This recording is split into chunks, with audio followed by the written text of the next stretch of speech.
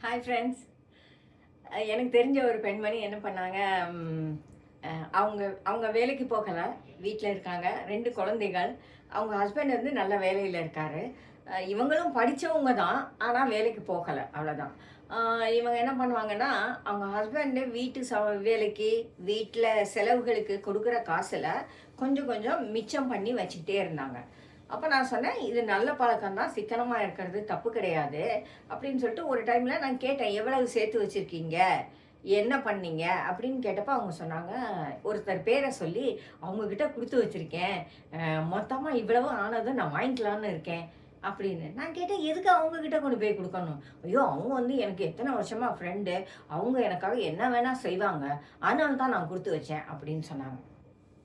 நான் கேட்டேன், யாரா இருந்தாலும் சரி, ஒரு லெவலுக்கு மேல இது மாதிரி விஷயங்கள்ல எல்லாம் யாரையும் உள்ள கொண்டு வரக்கூடாது.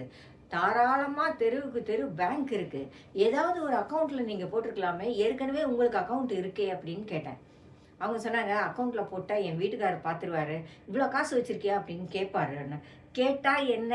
இந்த காசு உங்க வீட்டுக்காரர் சம்பாதிச்சு உங்களுக்கு கொடுத்தது தானே. அதுல நீங்க சிக்கனமா குடும்பம் நடத்தி இவ்வளவு சேர்த்து வச்சிருக்கீங்கன்னு தெரிஞ்சா நிச்சயமா சந்தோஷப்படுவாரே ஒழிய திட்டமாட்டாரு, வருத்தப்பட மாட்டாரு. நீங்க அந்த மாதிரி தனி ஆட்களை நம்பி காசை கொடுத்து வைக்காதீங்கன்னு சொன்னேன். அவங்க கேட்கல. கேட்காது மட்டும் இல்ல, அவங்க கிட்ட போய் அந்த காசை கொடுத்தவங்க கிட்ட போய், அந்த அக்கா இந்த மாதிரி சொல்லிட்டாங்க, உங்களை நம்ப வேண்டாம்னு சொல்லிட்டாங்க அப்படின்னு சொல்லிட்டாங்க. ஸோ என்ன ஆயிடுச்சுன்னா, அந்த அம்மா என்கிட்ட பேசுறதை நிறுத்திட்டாங்க. இவங்களும் முந்தி மாதிரி என் கூட பேசுறதில்ல. எங்கேயாவது பார்த்தாக்கா என்ன எப்படி இருக்கீங்க அப்படின்னு கேட்பாங்க, அத்தோட நிறுத்திக்குவாங்க. ஒரு வருஷம் கழிச்சு என்னைய மார்க்கெட்ல பார்த்துட்டு, அவங்க என்ன கைய பிடிச்சிட்டு கேட்டாங்க, "அக்கா நீங்க சொன்னது சரியா போச்சுக்கா, நான் மாட்டிக்கிட்டேன்க்கா" அப்படின்னு. "என்ன ஆச்சு?" அப்படின்னா, அவங்க அந்த அம்மா பேரை சொல்லி, அவங்க வந்து என் காசை திருப்பி குடுக்கல. நான் போய் கேட்டேன், எனக்கு வந்து நகை வாங்கணும், அதனால அந்த காசை குடுங்கன்னு. திடீர்னு வந்து இப்படி கேட்டா நான் என்ன பண்ணுவேன்? நீ கொஞ்சம் கொஞ்சமா தானே குடுத்த, நானும் திருப்பி கொஞ்சம் கொஞ்சமா தரேன்னு சொல்லிட்டாங்கக்கா. அவங்க குடுப்பாங்களான்னே எனக்கு தெரியலக்கா. 3 மாசமா நான் அவங்க பின்னாடி அலையிறேன்க்கா. கடைசியில அவங்க ரூ. 5000 குடுத்தாங்கக்கா. இப்படி 5000 குடுத்தா எனக்கு தானக்கா வேஸ்ட்டு அப்படின்னு வரிசையா புலம்புறாங்க. நான் சொன்னேன், தப்பு உங்ககிட்ட இருக்கு, அவங்க கிட்ட கிடையாது. நீங்க உங்களுடைய பணத்தை நீங்க தான் பத்திரமா வச்சுக்கணும். உங்களுக்கு பேங்க் அக்கவுண்ட் இருக்கு, இல்ல நீங்களே வீட்ல வச்சிருக்கலாம். எத்தனையோ வாய்ப்புகள் இருக்கும்போது, கொஞ்சம் கூட சம்பந்தம் இல்லாத ஒருத்தரை நம்பி, நீங்க கஷ்டப்பட்டு சேர்த்து வச்ச காசை ஏன் கொண்டு போய் குடுத்தீங்க? அது உங்க தப்பு தானே அப்படின்னு. இத அவங்களால அவங்க வீட்டுக்காரர்கிட்டயும் சொல்ல முடியல. ஆகையினால, அந்த காச அவங்களால வாங்கறதுக்கு இனிமே முடியுமாங்கிறதே தெரியாம போயிடுச்சு. ஏன்னா, அந்த அம்மாவுக்கும் தெரியும், இவங்க வந்து அவங்க வீட்டுக்காரருக்கு தெரியாம இத சேர்த்து வச்சாங்க அப்படின்னு சொல்லி. எப்ப பார்த்தாலும் நமக்கு இந்த மாதிரி ஒரு இஷ்யூ வந்துகிட்டே இருக்கு. யாரை நம்புறதுன்னு தெரிய மாட்டேங்குது. இல்லையா? சிலரை நம்ம ரொம்ப நம்புறோம். அவங்க வந்து ரொம்ப நல்ல மனுஷங்க. நமக்காக எத வேணாலும் செய்வாங்க. அ அப்படின்னு நம்ம நினைக்கிறோம். அவங்க அப்படியே உண்மையில அப்படிதான் இருக்காங்களான்னு தெரியாது. ஆனால் நாமளா நினைச்சுக்கிறோம், அவங்க நம்பிக்கைக்கு உரியவங்க அப்படின்னு சொல்லி. ஆனா, அவங்களோட லைஃப்ல அவங்களுக்கு 1008 பிரச்சனை இருக்கும். நம்முடைய நம்பிக்கைக்கு உரியவர்களா அவங்க நடந்துக்க வேண்டிய அவசியமே அவங்களுக்கு இருக்காது.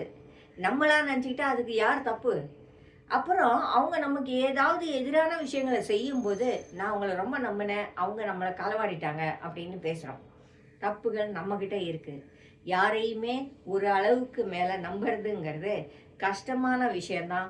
அதற்கான எதிர்வினைகள் வரத்தான் செய்யும். எதிர்வினைகள் வந்தா பரவாயில்ல அப்படின்னு நினைச்சு நம்புறவங்ககிட்ட எனக்கு சொல்றதுக்கு ஒண்ணும் இல்ல. ஆனால் ஜாக்கிரதையா இருக்கணும். முடிஞ்ச வரைக்கும் பிரச்சனைகள் இல்லாம இருக்கணும்னு நினைச்சீங்கன்னா, ரொம்ப அதிகமா யாரையும் நம்ப வேண்டாம். அடுத்தவங்களுக்கு ஒரு பேர்டன குடுக்குற மாதிரி எந்த விஷயத்தையும் அடுத்தவங்க கிட்ட இருந்து நாம எதிர்பார்க்க கூடாது. அது அவங்களுக்கு ஒரு சுமையா போயிடும் இல்லையா? ஒவ்வொருத்தர் லைஃப்லயும் 1008 விஷயங்கள், பிரச்சனைகள் இருக்கும். சுமைகள் இருக்கும். அதையோட சேர்ந்து நாமளும் இன்னொருத்தருடைய தலையில சுமையா போய் இருந்துகிட்டு, அவங்க எனக்கு ஒண்ணும் சொல்லல, அல்லது அவங்க எனக்கு எதையும் செய்யல, அவங்க எனக்கு துரோகம் பண்ணிட்டாங்க, நான் எதிர்பார்த்த மாரி அவங்க செய்யலன்னு சொல்றதுல அர்த்தமே இல்ல. நம்ம லைஃப்ல உள்ள வேலைகள நாம தான் செஞ்சுக்கணும். உதவிகள் யார்கிட்டயும் கேட்கலாம். அதே சமயம் அந்த உதவிகள் கேட்கறது அடுத்தவங்களுக்கு தொந்தரவா போய் நிக்கக்கூடாது. அடுத்தவங்கள தொந்தரவு பண்ணினால் அதற்கான எதிர்வினை நமக்கு கண்டிப்பா வரும். அப்புறம் அவங்க உதவி செய்யலைன்னு நாம வருத்தப்படுறதுல அர்த்தமே இல்ல.